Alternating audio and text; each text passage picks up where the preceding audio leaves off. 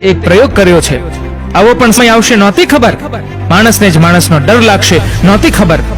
મોંઘામાં મોંઘા કપડા કબાટમાં લટકાવી દેવામાં આવ્યા અને બ્રાન્ડ વિનાનું માસ્ક બાજી જીતી ગયું।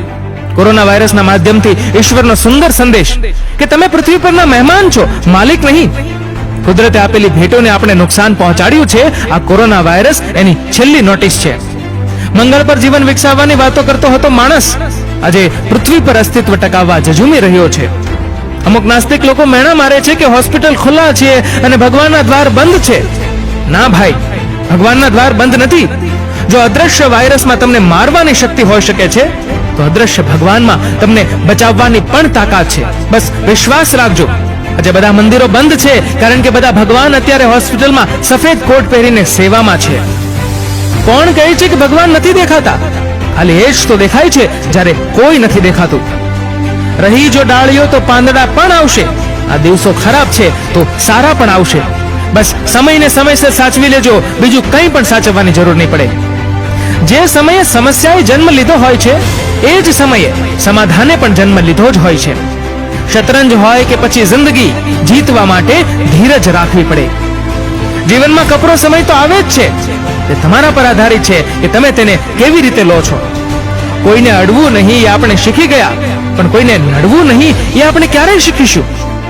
એટલી હદે આઝાદ થયો છે આજનો માનવી કે આજે એને ઘર પણ જેલ જેવું લાગે છે।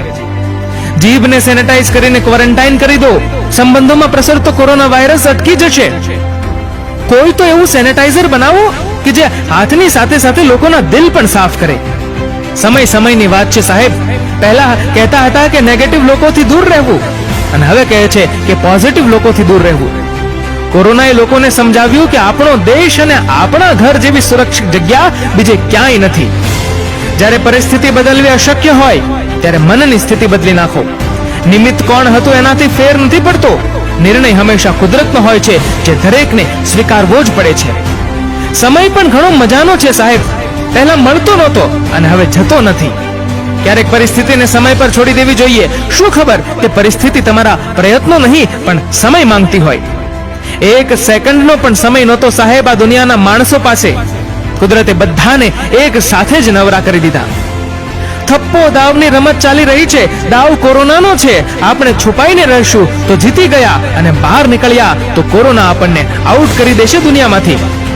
વેન્ટિલેટર કરતા માસ્ક પહેરવું સારું, આઈસીયુમાં રહેવા કરતા ઘરમાં રહેવું સારું, અને જિંદગીથી હાથ ધોવા કરતા સાબુથી હાથ ધોવા સારા।